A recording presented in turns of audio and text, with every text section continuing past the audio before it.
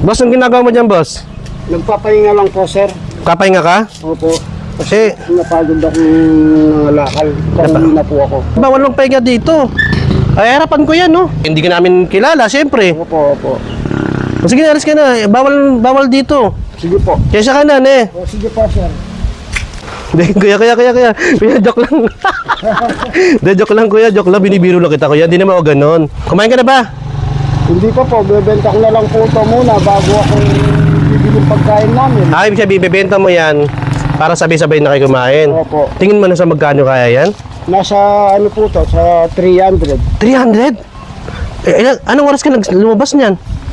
6:30 po. Ng umaga? O ta, doon tayo sa loob. Para pag habang pauwi ka, kainin mo yan, ha? Hintayin mo ako dyan, ha?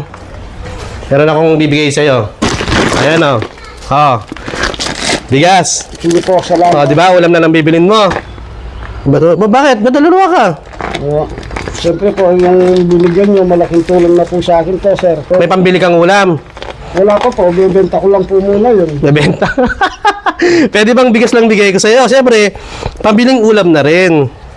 Oh, 500, pwede na. Pwede na po, malaking tulong na din po yan.